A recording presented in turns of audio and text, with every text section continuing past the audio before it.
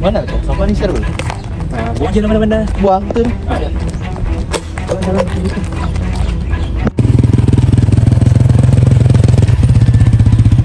Oi. Apa dia kerja kau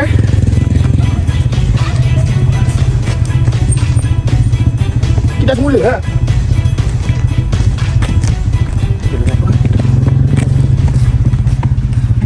Kita sudah pun menonton video montaj sebentar tadi. Sebelum kita pergi dengan lebih lanjut, saya akan menerangkan definisi kita semula. Kita semula ialah proses menukar bahan buangan kepada bahan dan objek baharu. Konsep ini selalunya merangkumi pemulihan tenaga daripada bahan buangan. Kebolehkitaran semula, sesuatu bahan bergantung pada keupayaannya untuk memperoleh semula sifat yang dimilikinya dalam keadaan asalnya. Ia adalah alternatif pada pelubusan sisa konvensional yang boleh menjimatkan bahan dan membantu mengurangkan pelepasan gas rumah hijau. Ia juga boleh menghalau pembaziran, bahan yang berpotensi berguna dan mengurangkan penggunaan bahan mentah segar, mengurangkan penggunaan tenaga, pencemaran udara daripada pembakaran dan pencemaran air daripada pelupusan sampah.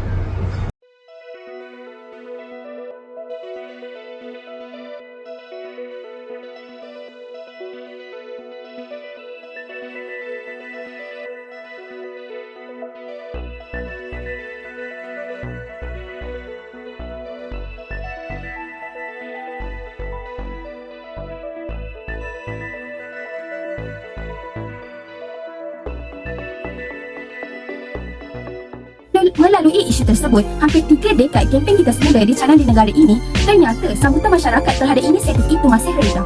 Menurut Jabatan Pengurusan Sistem Pekerja Negara (JPSPN), bahan kertas merupakan sistem terbuang paling banyak di tapak pelubusan, iaitu kira-kira 17% yang boleh menyumbang sekitar RM205 juta kepada pendapatan negara. Bahan kertas semula kedua terbesar yang dibazirkan di tapak pelubusan sampah adalah plastik, iaitu sekitar 9% dengan potensi pendapatan RM163 juta. Peningkatan sampah juga disumbangkan oleh beberapa kejadian bencana alam. Misalnya, pada penghujung Disember 2021, beberapa negeri dilanda musibah banjir yang mengakibatkan banyak kerosakan keseluruhan. Sebanyak 82,850 tan sisa pekerja dikutip dan 6 negeri yang terjejas itu. Pakar takbir urus persekitaran di Universiti Putra Malaysia itu berkata, sampah yang dibuang secara sembrono oleh segelintir masyarakat atau dilupuskan secara haram oleh pihak tertentu boleh menyebabkan sistem perparitan tersumbat, sekaligus berpotensi mengakibatkan banjir. Antara sebab kita semula ialah untuk mengekalkan keseimbangan ekosistem. Pokok-pokok tidak lagi perlu ditebang untuk menghasilkan kertas. Malah, dengan hanya menggunakan bahan-bahan kita semula, produk-produk yang berasaskan kertas boleh dijana dengan kadar berterusan tanpa mengganggu ekosistem sedia ada. Dengan ini, hidupan dan ekosistem di dalam hutan-hutan akan sentiasa dipelihara dan dikawal. Keseimbangan ekosistem ini sangat penting untuk memastikan tumbuh-tumbuhan dan haiwan tidak dilanda kepupusan. Sebaliknya, jika hutan-hutan terganggu dengan penebangan pokok secara berterusan, haiwan-haiwan liar akan hilang habitat asal mereka dan perkara ini lebih cenderung untuk menyebabkan masalah yang boleh mengakibatkan spesies-spesies tersebut menjadi terancam. Salam sejahtera, saya akan membincangkan 3 kesan dulu jika amalan kita semula tidak dilaksanakan. Kesan negatif yang pertama adalah pencemaran alam yang mana terbahagi kepada 3, yaitu pencemaran udara, pencemaran air dan pencemaran tanah. Pencemaran udara boleh berlaku apabila berlaku pembakaran sampah secara terbuka yang mana menghasilkan gas emisi beracun dan gas beracun. Seterusnya, pembuangan sampah yang mengandungi logam berat pula seperti merkuri akan menyebabkan pencemaran tanah. Manakala pencemaran air akan berlaku apabila pihak kilang atau individu membuang sisa domestik yang tidak diurus dengan betul. Kesan negatif yang kedua adalah sumber semula jadi akan terjejas. Tanpa kita semula, keperluan terhadap bahan mentah seperti kertas, plastik dan logam mungkin tidak dapat dipenuhi secara berterusan pada jangka masa yang panjang. Oleh itu, ini akan menyebabkan penebangan hutan dan perlembungan secara berleluasa.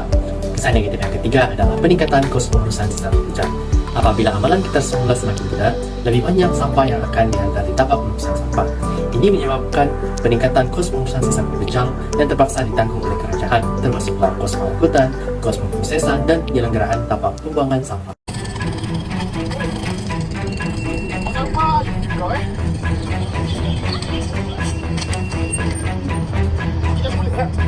Mi, kau aja buang sampah. Ya weh, aku yang kan tak ada orang masa tu. Aku buang lah. Tak baik tu, baik tu buang kantong sampah kita semula.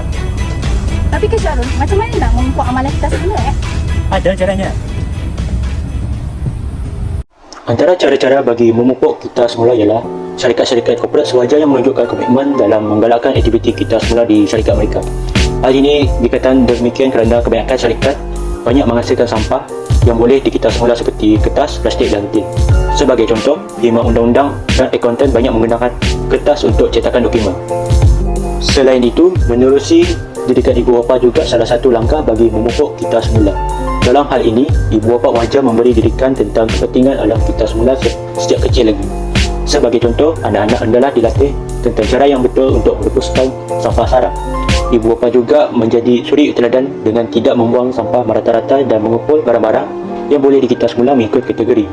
Gerak-geri ibu bapa ini pasti akan diwarisi oleh anak-anak kerana bagaimana acuan begitulah kuih. Sekolah juga memainkan peranan yang sangat penting dalam memupuk amalan kita semula. Dedahan awal berkaitan dengan amalan kita semula adalah perlu untuk membentuk kesedaran, pemahaman dan sikap positif terhadap kelestarian alam dan pengurangan pembaziran.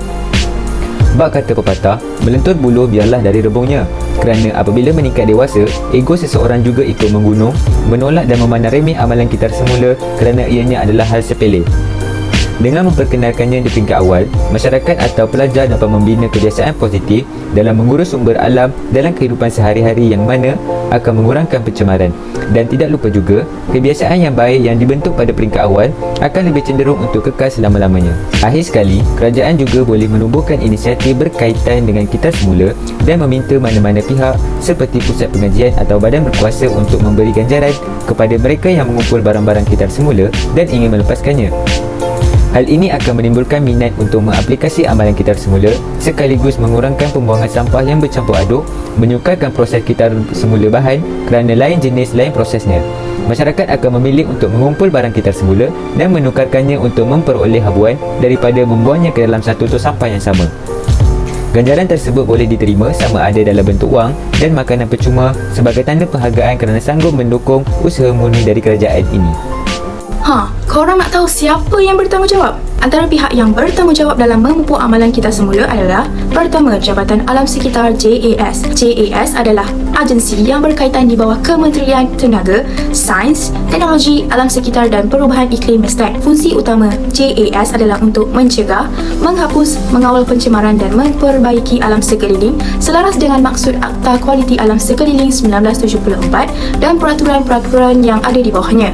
Kedua, Alam Flora Environmental Solution Sendirian Berhad ataupun AFES. Dengan peningkatan populasi dunia, penggunaan sumber asli secara tidak bertanggungjawab berisiko menyumbang kepada kerosakan planet dan penduduk dunia perlu memainkan peranan dalam memastikan penggunaan secara lebih bertanggungjawab, khususnya melibatkan syarikat-syarikat termasuk di Malaysia.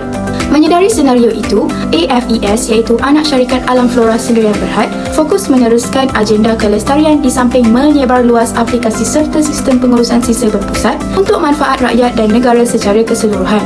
AFES ditubuhkan pada tahun 2013 yang kini sudah beroperasi selama 10 tahun dan menawarkan perkhidmatan utama iaitu penyelesaian alam sekitar melalui aktiviti perniagaan teras, pengurusan aset dan fasiliti, pembersihan infrastruktur dan penyelesaian sisa dan kemudahan pengurusan sisa. Pentingnya kesedaran kitar semula adalah dapat mengurangkan penggunaan barangan yang sukar dilupuskan secara berlebihan.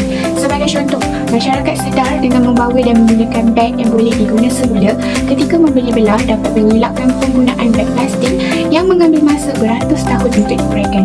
Dengan itu, risiko pencemaran alam seperti pencemaran air, tanah dan udara berkurang serta sumber alam dapat dilindungi dengan peningkatan kualiti terhadap kehidupan flora dan fauna. Tambahan pula, saban hari semakin banyak sampah-sampah seperti botol plastik dan plastik makanan di dalam hutan, laut dan juga sungai. Kesan daripada tiada kesedaran tentang kita semula terhadap individu. Ringkasnya, kesedaran kita semula membawa kepada kesan yang positif yang meluas dalam pelbagai aspek kehidupan masyarakat dan alam sekitar.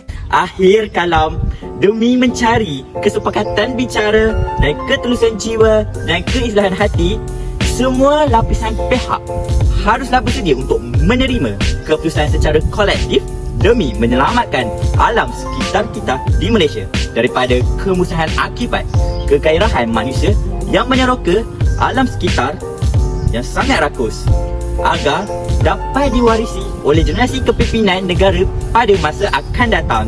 Dengan usaha ini perlu digerakkan oleh semua pihak agar dapat mengecapi kesejahteraan hidup.